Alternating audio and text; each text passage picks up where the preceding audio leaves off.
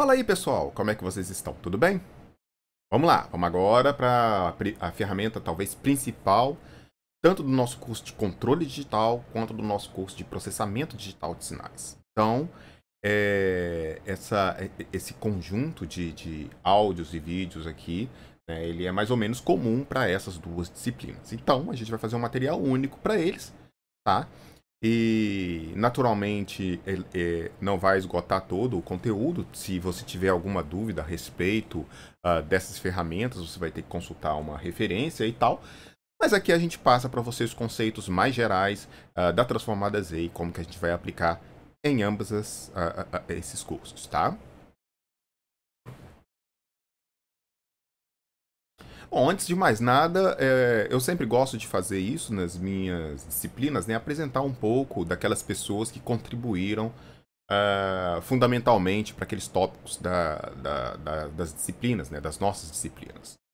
E dessa vez eu apresento aqui o Hurewicz e o Louis Cauchy, tá? Que são dois pensadores bastante importantes, né?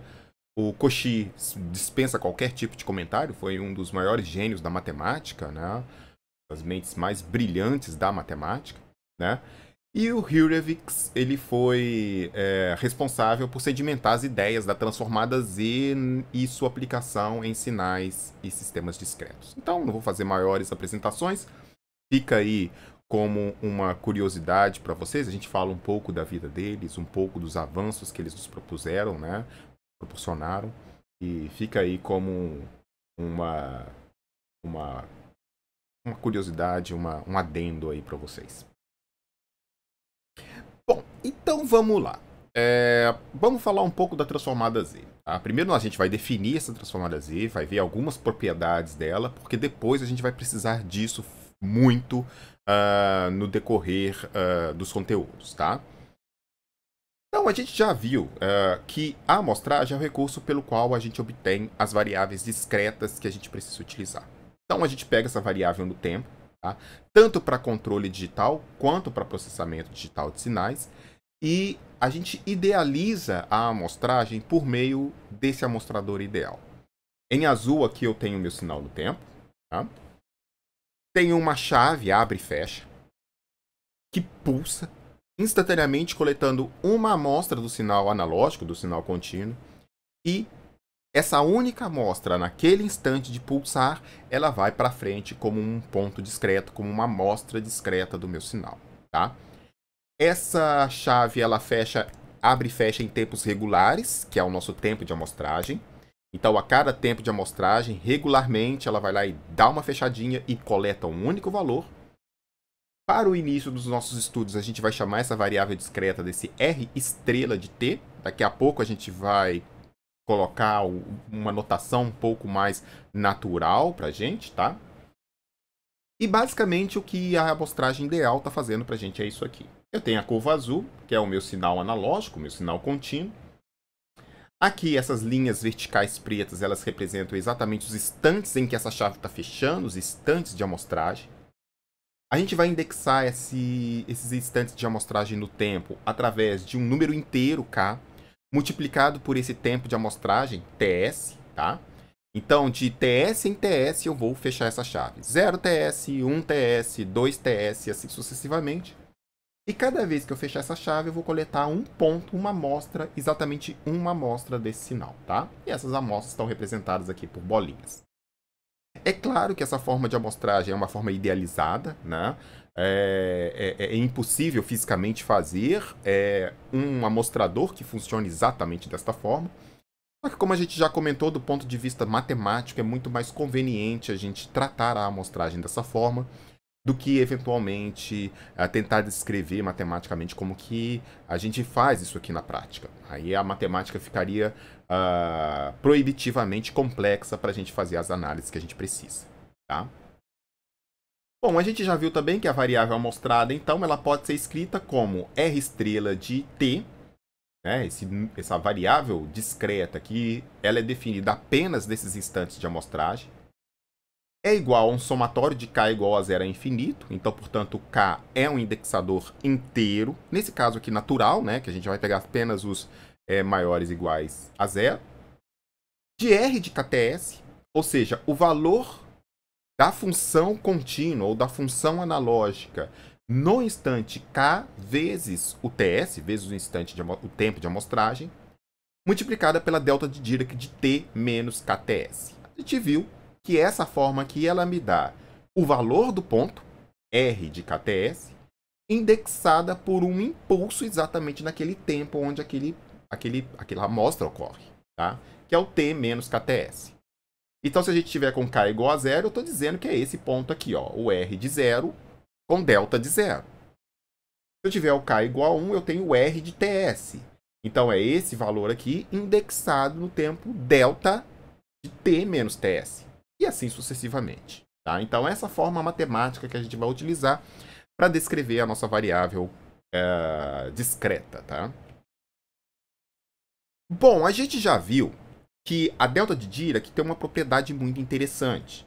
Se eu tomar a integral dessa delta de Dirac multiplicada por qualquer função real, o valor dessa integral de menos infinito até infinito vai ser exatamente o valor da função no instante da delta de Dirac.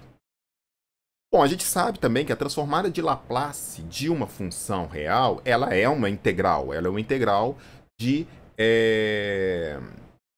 f de t é elevado a menos st dt, tá?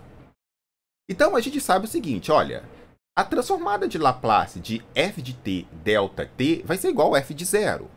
Porque a transformada de Laplace de f de t vai ser integral de menos infinito a infinito de f de t é elevado a menos st. Delta t está multiplicando ali. Então, essa integral de menos infinito a infinito, usando a propriedade delta de Dirac, ela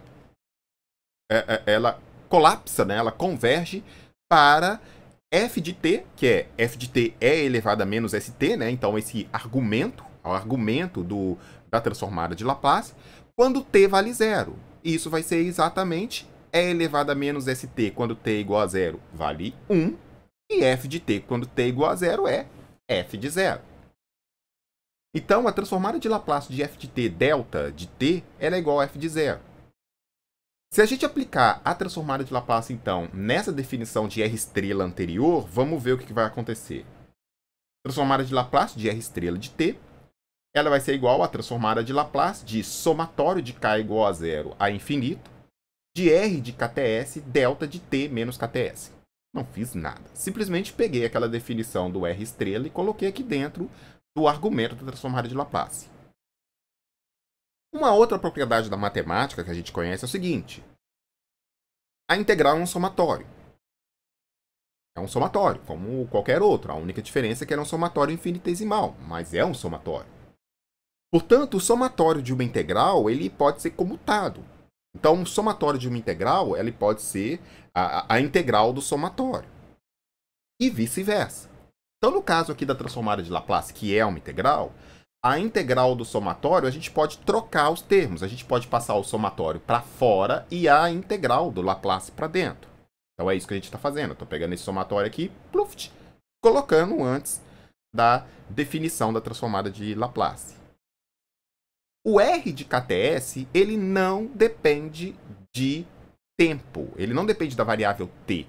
Ele já é um valor já indexado em KTS. Então, esse R de KT é uma constante no tempo para um dado K. Então, esse R de KTS ele também pode cair fora da transformada. E aí a gente vai ter somatório de K igual a zero é infinito, R de KTS, a transformada de Laplace de delta t menos KTS. Bom, mas aí você lembra que a transformada de Laplace de delta t menos KTS é igual à integral de menos infinito a infinito da função delta de t menos KTS vezes o núcleo da integração é elevado a menos st dt. Tá? Se a gente fizer essa integração de t com t tendendo de zero até infinito, você vai ver que isso vai convergir para e elevado a esse argumento aqui, né, e elevado a menos s, que é o núcleo da integração, vezes o tempo em que aquilo ocorre, que é KTS. Então, a transformada de Laplace de R estrela de t, ele vai ser o somatório de k igual a zero a infinito de r KTS e elevado a menos ks TS. Bom, essa aqui é a forma da transformada de Laplace, então, do meu sinal discreto. Para esse tempo de amostragem. Para esse sinal R de t ou esses pontos R de KTS. A questão aqui é o seguinte, a gente vai fazer neste momento uma mudança de variável. Lá para o pessoal de controle digital, a gente vai esmiuçar mais o que está por trás desta mudança de variável. O pessoal de processamento digital de sinais, a gente não vai fazer isso, mas o pessoal de controle digital, a gente vai explorar um pouco mais o que está por trás dessa mudança de variável. O que a gente está fazendo? O que a gente está querendo de fato aqui? Tá? Mas nesse momento, a gente vai considerar simplesmente isso como uma mudança de variável. Tá? Então, a gente vai trocar aqui nessa expressão esse E elevado a STS por uma nova variável, uma variável Z. Tá? Quando a gente fizer essa mudança de variável, Z igual a E elevado a STS, a gente vai definir um mapeamento entre esse plano S e o novo plano Z, dessa variável Z, que ela é vista do plano S como E elevado a STS. Tá? Então, a variável S ela é transmutada para a variável Z por meio dessa exponencial que está aí no meio do caminho, tá? Entre esses dois domínios. E isso vai dar origem ao que a gente chama de transformada Z. Então, num primeiro momento, a transformada Z ela é derivada da transformada de Laplace, só que ela tem algumas características que são mais interessantes para a gente do ponto de vista de controle, e por isso a gente vai estudar bastante essa transformação lá em controle. Para o pessoal lá de processamento digital de sinais, essa mudança de variável é uma mudança de variável que simplesmente a gente vai considerar como sendo uma mudança de domínio para tratar o meu sinal discreto no mundo Z, porque lá fica mais fácil eu fazer as coisas que eu preciso em controle em processamento digital de sinais. Mas tem muita coisa por trás dessa mudança de variável. E aí o pessoal de PDS, né, que estiver interessado em entender um pouco melhor como que isso se processa, por favor, assista aí o nosso material aí de controle digital, tá? Eventualmente, se você for fazer uma disciplina de controle digital no futuro, não se preocupe com isso, você vai ver com detalhes o que está por trás dessa mudança de variável. Bom, então, usada essa mudança de variável, a gente vai definir a nossa nova transformação, né? Então, a transformada Z de uma função contínua R de t, que vai ser a mesma coisa da transformada Z de R estrela de t. Note que aqui, primeira coisa que a gente precisa falar, esse Z estilizado para a gente, ele vai denotar o nosso operador transformada de Laplace. Desculpa, transformada Z. Tá? Então, sempre que a gente vê esse Z aí, a gente está querendo denotar que a gente está fazendo uma transformação transformação Z, tá? Um outro detalhe muito importante é o seguinte. Obviamente, a transformada Z ela só se aplica a sinais discretos. Então, ela só se aplicaria ao R estrela de t. Quando eu estou colocando aqui a transformada Z da função contínua R de t, eu não posso me esquecer que eu só estou analisando a transformada Z dessa função contínua, dessa função analógica, nos instantes de amostragem. Tá? Então, a transformada Z de R de t, ela significa que a transformada Z de R de t quando t é igual a KTS. E apenas nesses casos. Porque é apenas nesses casos que eu tenho o R estrela de t. Ou o R estrela de KTS. Tá? Então, a transformada Z de R estrela de t, ele vai ser igual ao somatório de K igual a zero a infinito, do R de KTS, ou seja, os pontos dessa transformada, dessa função discreta, tá? Z elevado a menos K.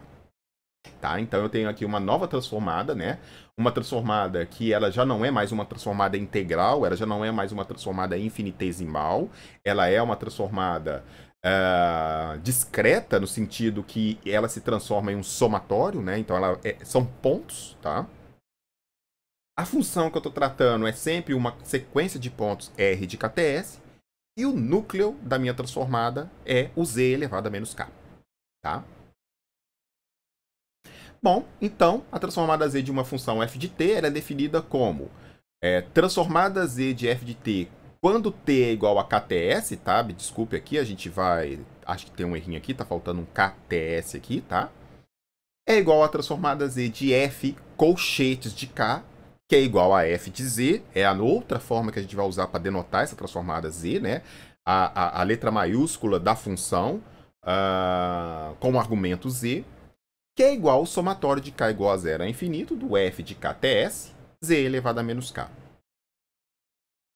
Bom, e aqui eu já falei um pouco de notação, eu vou repetir essa notação aqui, tá? Porque essa notação vai ser bem importante para a gente não se bagunçar quando a gente estiver tratando domínio contínuo e domínio discreto, domínio analógico, domínio digital, tá?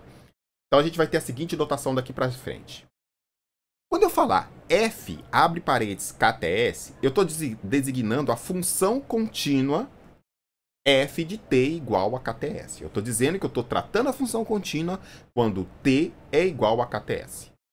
Tá? Ou seja, o valor do sinal no instante de tempo discreto. T igual a kts.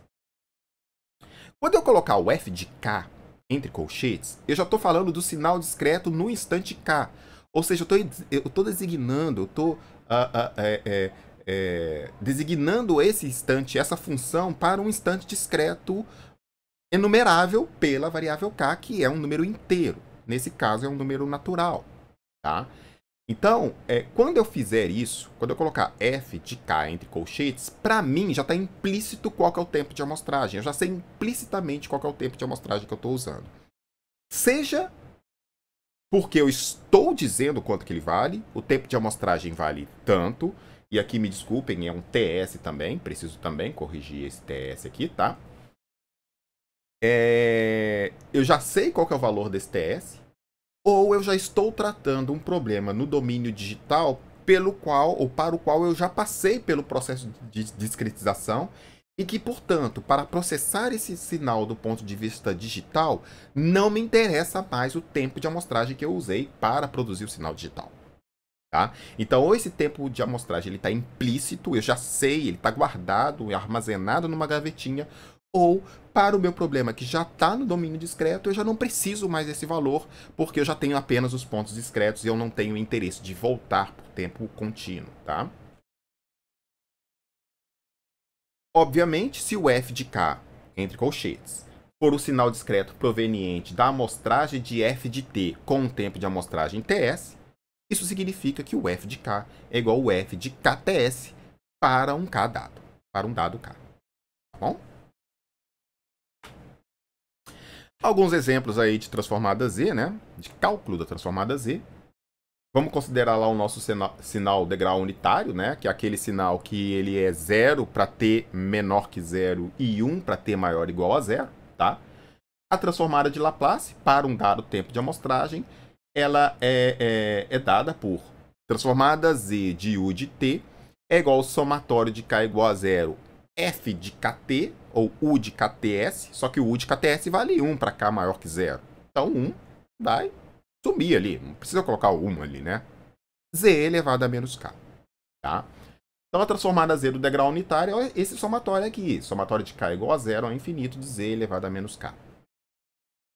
Do estudo lá de séries geométricas infinitas, né? Se resgatarem lá da matemática, o estudo de séries, né? A gente sabe que esse somatório aqui dessa exponencial, somatório de k igual a 0 a infinito, de a vezes x, em que a é um número real e x é uma variável também real, elevado a k, esse somatório aqui ele converge para esse resultado final, 1 sobre 1 menos ax, se o módulo de ax é menor que 1.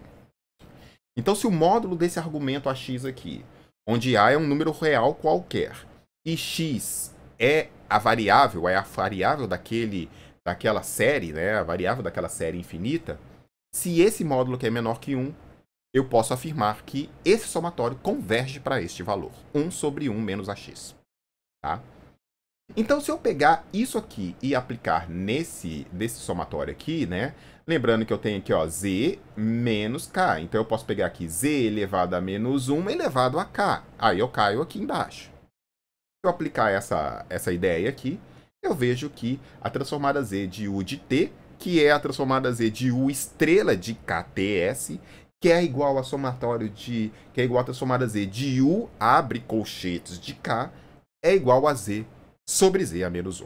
Então, essa aqui é a expressão discreta, tá, da minha transformada z de um degrau unitário para um dado tempo de amostragem. Ok? Alguns sinais extremamente interessantes para a gente aqui, tanto no curso de controle digital quanto no curso de processamento digital de sinais. O primeiro é o degrau unitário discreto, que a gente coloca lá como U de K menos A, tá? Então, seja A um número inteiro qualquer, e agora a gente já está no mundo discreto. Então, qualquer indexador de tempo para a gente são indexadores inteiros. Então, vamos pensar que o A é um número que pertence aos números inteiros. A função U de K menos A, ou seja, é um degrau que começa com K maior ou igual a A. Esse degrau de K menos A, ele é definido como 0 se K é menor que A, 1 se K é maior ou igual a A. O sinal pulso unitário, que ele tem um pouco a ver lá, na verdade ele tem propriedades muito parecidas com a delta de Dirac, né? O pulso unitário delta de K menos A, novamente é um pulso deslocado de A, de uma quantidade A de passos, tá? Ele é 0 se K é diferente de A e 1 se K é igual a A. Uma propriedade muito importante da função pulso unitário é a seguinte. Se f de K é uma sequência discreta qualquer, então o somatório de K é igual a menos infinito até infinito de delta de K menos A f de K é igual a f de A. É muito fácil mostrar isso. Muito mais fácil, por exemplo, do que mostrar a delta de Dirac. Basta você saber que o delta de K menos A só vale 1 quando K é igual a A. E aí, você pegar esse K igual a A e aplicar na f de K, você chega no f de A. Então, para provar isso aqui, discreto é filé, tranquilão. Propriedades muito importantes da transformada Z que vão fazer toda a diferença para a gente, tá? Da mesma forma que a transformada de Laplace, a transformada Z é um operador linear. E não era para ser diferente. Como ela é derivada da transformada de Laplace, ela carrega em si muitas das propriedades da transformada de Laplace. E o fato de a transformada Z ser também um operador linear, ela nos ajuda muito quando a gente está tratando sistemas discretos provenientes de equações de diferença no tempo contínuo. Tá? Equações diferenciais no tempo contínuo. Ou seja, quando a gente está tratando um sistema dinâmico linear, isso vai dar origem a um sistema dinâmico discreto, também linear. E a gente precisa que o nosso operador, né, transformada Z, que é o que a gente vai usar para o mundo discreto, também seja linear. Senão bagunça tudo. Tá? E para nossa felicidade, a transformada Z também é linear. Então, se a minha função f de k é uma combinação linear de duas funções discretas E1 de k, E2 de k, por meio de coeficientes a e b reais quaisquer, a f de z vai ser a mesma combinação linear das transformadas Z das respectivas funções. Tá? Então, isso aqui para a gente é um fato muito importante. A gente tem também as propriedades de translação.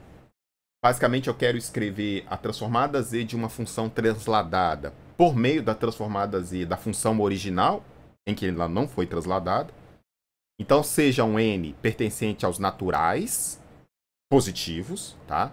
E a sequência discreta é de k qualquer. A transformada Z,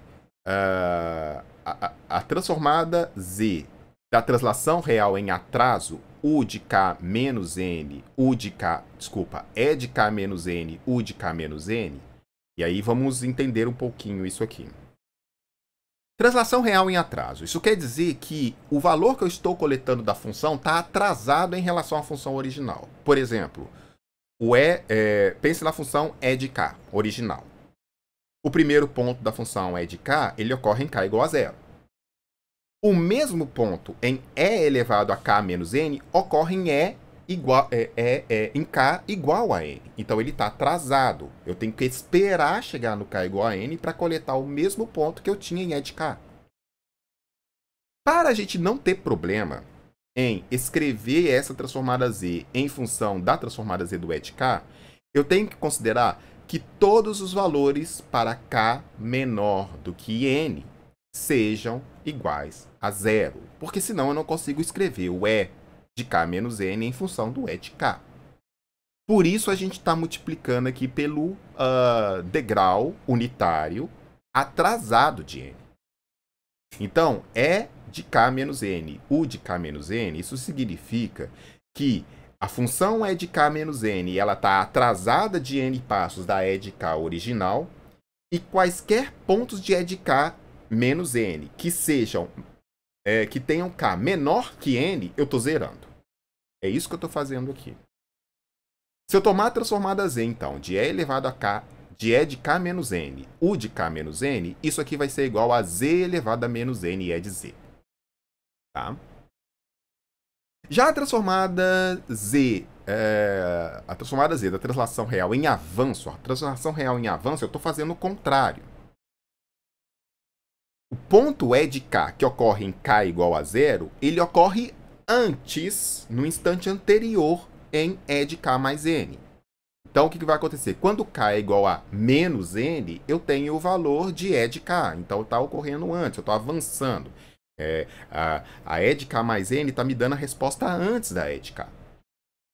Mais uma vez, eu vou tomar o cuidado aqui, na e de k mais n, de tirar quaisquer valores com k menor que zero. Exatamente para eu poder fazer o matching entre e de k mais n e o e de k. Tá? Então, a transformada z de e de k mais n e u de k é igual a z elevado a n, que multiplica e de z, menos somatório de k igual a zero até n menos 1 de e de k, z elevado a menos k. Então, esse cara aqui está exatamente para compensar os pontos que existem, que possam existir no e de k menos n, mas que não existem no e de k. Então, eu estou subtraindo eles aqui exatamente para as duas coisas cravarem. A prova desses dois teoremas, ela não é difícil, ela fica como um exercício, a gente sempre gosta de colocar isso como um exercício nessa etapa de transformada Z. Ela não é difícil, ela tem umas pegadinhas que depois que você pega, você fala assim, é óbvio que é isso, tá? Mas fica aí como exercício para vocês. Da mesma forma, se eu tenho uma função discreta f de k e um a inteiro qualquer, tá? Então, a transformada da translação complexa é elevado a k f de k. A gente vai ficar um pouco mais claro por que isso é uma translação complexa. Porque quando eu pegar uma função no tempo e multiplicar por uma exponencial também no tempo, quando eu ver lá na frequência, isso significa uma translação em frequência. Vai ver isso no momento. Em algum momento a gente vai ver isso. Então, a transformada de Laplace da translação complexa é a k f de k, ela vale f de z, quando z, o argumento da transformada z, é igual a z é elevado a menos a. Tá? Então, isso aí é o f de z é elevado a menos a. Tá? Teoremas do valor final e valor inicial são dois teoremas que a gente usa bastante, sobretudo o teorema do valor final e sobretudo para o curso de controle digital. No curso de processamento digital de sinais a gente não usa muito essa propriedade. Tá? A gente usa ela talvez como um recurso para prova de alguma coisa. Mas ela não é assim uma... Pelo menos num primeiro momento, ela não é uma propriedade que vai dominar um curso, por exemplo, de processamento digital de sinais. Então, seja a sequência discreta f de k e a sua transformada z. Então, eu conheço a transformada z da função discreta f de k. O valor inicial de f de k ele pode ser calculado pela transformada z da seguinte forma. F de 0 é igual o limite de z tendendo a infinito de f de z. Naturalmente, esse limite tem que existir. Então, o limite de z tendendo a infinito de f de z tem que ser um valor, não pode ser infinito. Tá? Se esse limite existir, eu tenho f de 0. Tá? E o valor de f de k final, o valor com k tendendo a infinito, ele pode ser calculado como limite de k tendendo a infinito de f de k é igual ao limite de z tendendo a 1, z menos 1 multiplicado por f de z. Novamente, a função f de k ela tem que ter um valor final. Tá? Então, o f de k, quando k tende a infinito, tem que convergir para um valor, não pode explodir. Tá?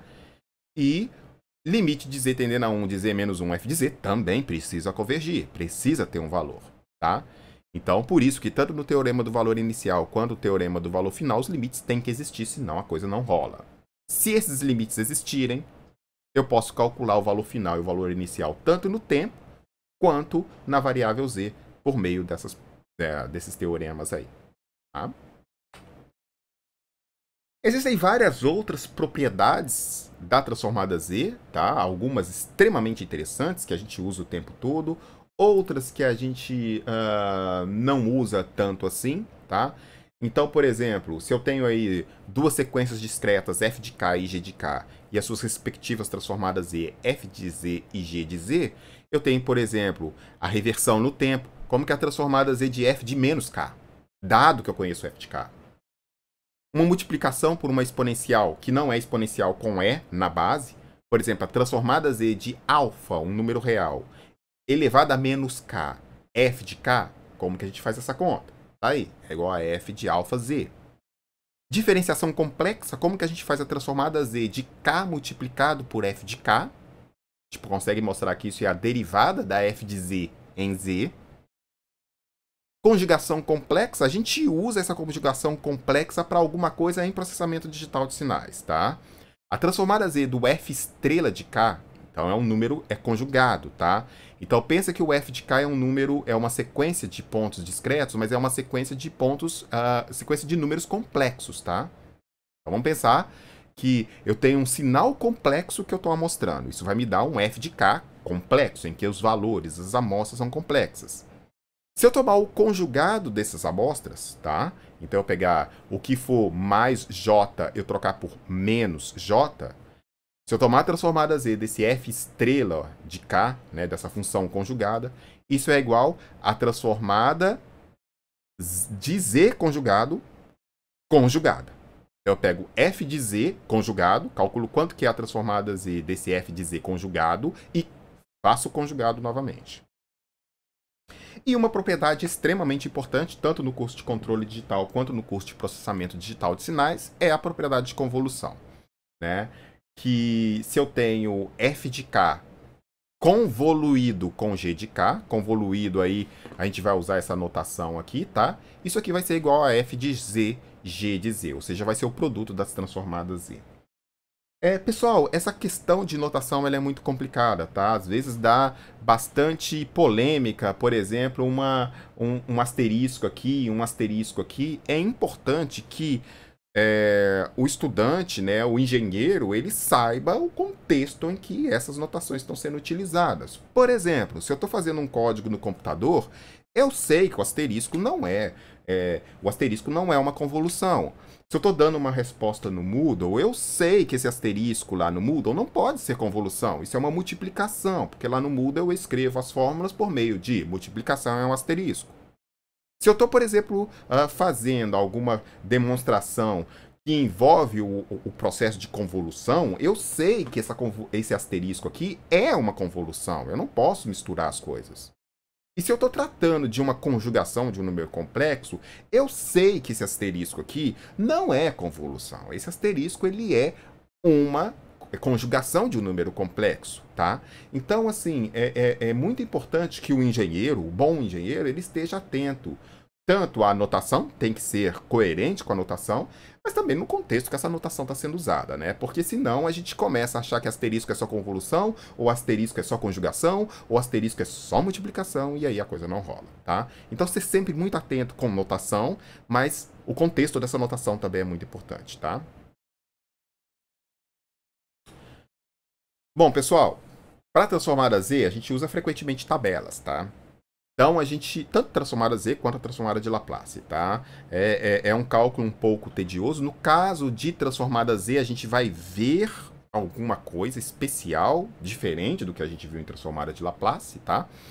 Então, mas de toda forma é muito importante a gente ter em mãos uma boa tabela de transformada Z, tá? Eu estou aqui apresentando para vocês uma tabela que ela tem duas partes, que contempla as principais funções que a gente vai usar nos cursos de processamento de sinais e no curso de controle digital, tá?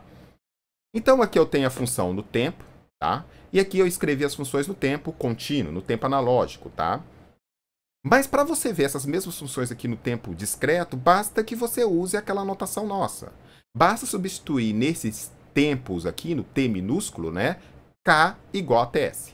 Se você ficar aqui e colocar no lugar desse Tzinho, K igual a TS, isso aqui tudo para você vira uma função discreta, tá? Naquele instante TS, KTS, em que TS é o tempo de amostragem. Aqui está a nossa tabela de transformada de Laplace, né? Os nossos termos de transformada de Laplace quando t é uma função contínua, né? No tempo. E aqui está a nossa tabela de transformada z para essas mesmas funções depois que elas foram discretizadas por um tempo de amostragem TS. Bom, então a gente vai usar extensivamente essas tabelas, a gente vai descobrir...